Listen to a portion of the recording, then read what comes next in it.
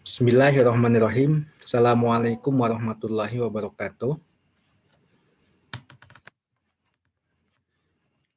Saudara-saudara sekalian, para peserta pelatihan bisnis online yang saya hormati, saya cintai, dan saya banggakan. Pada sesi kali ini, kita akan sama-sama belajar tentang WhatsApp marketing.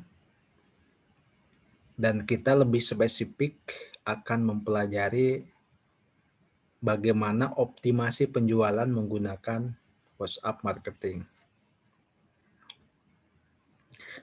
Sebelum kita memasuki ke pelatihan kali ini, ada beberapa target atau beberapa tujuan yang sama-sama akan kita capai. Yang pertama adalah peserta kompeten mengubah profil WhatsApp bisnis. Kemudian yang kedua, peserta kompeten membuat katalog WhatsApp bisnis. Yang ketiga, peserta kompeten mengatur fitur pesan otomatis WhatsApp bisnis. Kemudian yang keempat, peserta kompeten menggunakan label. Kelima, peserta kompeten menggunakan fitur-fitur WhatsApp. Kemudian keenam, peserta kompeten membuat konten marketing. Di dalamnya berisi copywriting, ya bisa berupa teks ataupun gambar yang tepat. Kemudian yang selanjutnya adalah peserta kompeten melakukan posting konten yang benar.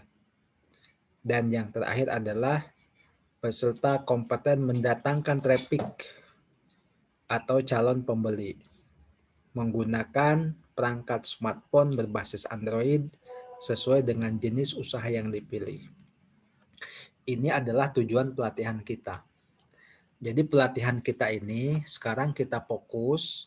Jadi WhatsApp marketing yang kita pelajari sama-sama ini adalah berbasiskan smartphone ya Android ya.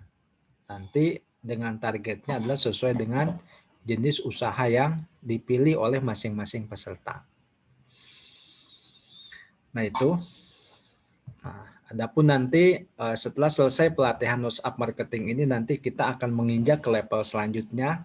Ini tingkatannya agak tinggi. Kita tidak lagi menggunakan handphone, tetapi ini menggunakan bantuan laptop. Dan mungkin ini tidak akan saya bahas, tetapi sebagai mungkin nice to know gitu kan. Jadi kalau tahu itu lebih bagus ya silakan, ini bisa dilihat saja di slide-nya. Ini ya. Nanti ada kita belajar tentang bagaimana menambah ribuan kontak WhatsApp, bagaimana kita akan bisa mengirim pesan ke ribuan kontak secara otomatis, bagaimana kita bisa mengatur manajemen kontak dan pesan, bisa juga kita membuat pesan terjadwal, dan bahkan kita bisa membalas pesan secara otomatis. Nah ini ya, ini adalah akan kita bahas di pelatihan berikutnya. Nah, namun sebelum kita masuk ke dalam materi, ini ada hal yang penting yang ingin saya sampaikan. Ya, terutama berkaitan dengan bisnis tentunya. Ketika bisnis, teman-teman sekalian, akang-akang dan teteh-teteh, tentunya ini harus jelas. Apalagi kita menggunakan medianya, media WhatsApp gitu kan ya. Jadi ada beberapa pertanyaan yang memang harus bisa kita jawab. Yang pertama, misalkan saya sebagai seorang seller, sebagai seorang penjual. Nah ini kan yang pertama adalah saya mau jualan apa? Atau apa yang saya jual? Nah gitu kan ya. Nah kemudian setelah apa yang saya jual, kita tahu gitu kan. Nah kemudian siapa Siapa yang akan membeli produk kita? Nah ini, jangan sampai kita sekarang mencoba untuk belajar marketing, ya, belajar ilmu jualan, nanti via WhatsApp kita tidak tahu nih. Jangan-jangan kita salah sasaran ya. Nah, kalau memang kita salah sasaran, tidak tepat, ya tentunya jualan kita akan jong. Ini akan tidak tepat, tentunya kita tidak akan mendapatkan apa-apa. Itu ya. Nah, jadi teman-teman sekalian, ya, saya peringatkan sebelum kita mempelajari ilmu, ya, ilmu tentang bagaimana kita menggunakan WhatsApp marketing untuk mendukung penjualan produk kita, maka kita harus tahu dulu nih tentang ilmu tentang traffic dan funnel. Artinya apa? Artinya ini sangat penting sekali. Jadi sebetulnya siapa sih yang akan kita target gitu ya? Siapa sih yang akan kita jualin? Nah ini, jangan-jangan kita jualan ini kepada misalkan yang nggak ada orangnya. Anggap saja kita sekarang berada di hutan belantara nih. Ya, kenapa demikian? Karena yang namanya dunia online ini, apalagi teman-teman menggunakan koneksinya internet, kemudian menggunakan ya WhatsApp gitu kan ya, aplikasi WhatsApp, ya ini kita seolah-olah berada di hutan belantara. Kan kita tidak tahu nih orang-orangnya siapa. Nah, makanya kalau ya karena memang kita tidak tahu, maka kita wajib dan penting sekali gitu kan mengetahui ilmu ini. Ya, jadi ada yang dinamakan traffic. Apa sih itu traffic? Anggap saja bahwa traffic ini adalah calon pembeli. Calon pembeli lah, begitu. Jadi kalau di ilmu website itu bahwa traffic itu adalah orang-orang yang memang melihat web kita ini tuh adalah namanya traffic. Kalau misalkan teman-teman punya toko online gitu kan ya, baik ini misalkan toko online-nya misalkan teman-teman punya sendiri ataupun numpang ngelapak di tokonya orang lain. Nah, ketika ada yang mampir ke toko kita itu dinamakan adalah traffic. Ada yang mampir itu namanya adalah traffic. Sama kayak di mall gitu kan. Ini atau di pasar. Ada orang yang datang ke pasar, kemudian ini di pasar nih, mampir ke toko kita itu namanya adalah traffic. Nah, itu ya. Nah, kemudian apa yang dimaksud dengan paneling? Paneling ini ya panel. Jadi panel ini adalah bahasa Indonesia ini adalah corong. Tahu kan teman-teman corong? Mungkin pernah melihat corong air ataupun corong minyak lah gitu kan corong. Jadi yang namanya corong ini misalkan saya akan memasukkan sesuatu ke dalam galon gitu kan ya ini. Saya akan memasukkan air ke dalam galon. Nah, saya butuh ini media yaitu corong medianya. Biasanya atasnya besar, kemudian bawahnya adalah kecil sehingga misalkan mulut ujung bagian bawahnya bisa masuk ke dalam galon. Kemudian saya tumpahkan air tersebut sehingga airnya bisa masuk ke dalam galon. Dalam bisnis, teman-teman, nah, kurang lebih seperti itu. Nah, supaya bisnis kita berhasil, supaya kita bisa closing jualan kita, maka kita harus mempunyai ilmu tentang corong, tentang panel. Nah, tentang panel. Ya, kenapa demikian? Ya, tanpa ini ya nanti jualan kita mungkin ya asal-asalan gitu kan ya. Yang namanya asal-asalnya hasilnya juga pasti asal. Kalau saya ibaratkan bahwa misalkan orang ini berada di pasar atau berada di internet gitu kan ya. Berada di internet. Ada sekitar 170 orang, ya 170 juta orang sekarang ini berada di internet. Ini orang Indonesia lah. Ada sekitar 170 juta orang ini online di internet. Nah, permasalahannya dari 170 juta orang yang online di internet ini, nah sekarang berapa orang yang mau kita ambil menjadi konsumen kita? Itu ya, berapa orang yang akan kita ambil menjadi konsumen kita? Kebayang ya? Oke, itu adalah anggaplah katakanlah kita panel ini, orang yang jual. Nah sekarang, ada nggak kira-kira dari yang 170 juta orang ini mampir ke toko kita?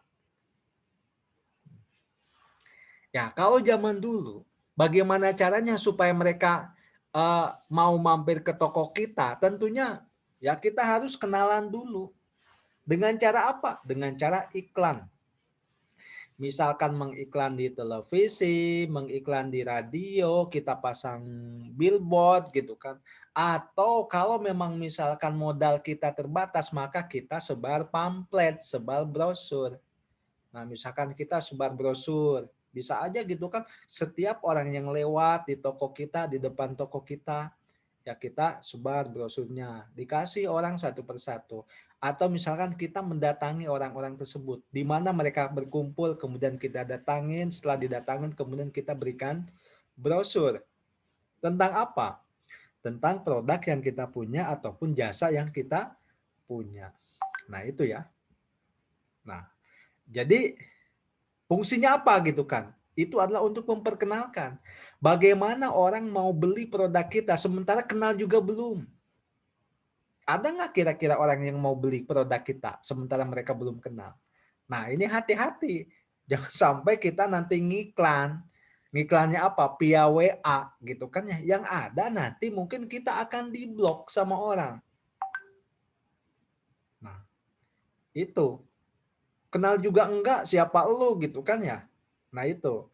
Nah, kemudian, nah di sini dilihat gitu kan, kita lihat ada diagram di sini ya, ada bagan, ada di depan gambar kita itu adalah yang pertama yang paling atas tuh besar gitu, besar. Semakin ke bawah semakin semakin kecil. Maka di sini dalam ilmu marketing gitu kan. Jadi market ini dibagi menjadi 3. Jadi yang pertama ada cold market, yang kedua ada warm market, yang ketiga ada hot market. Nah, cold market. Nah, ini gitu kan ya. Ini adalah berbanding lurus.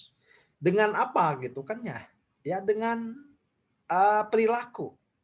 Apa sih yang dilakukan, yang harus dilakukan ketika berada di pasar yang katakan kategorinya cold market?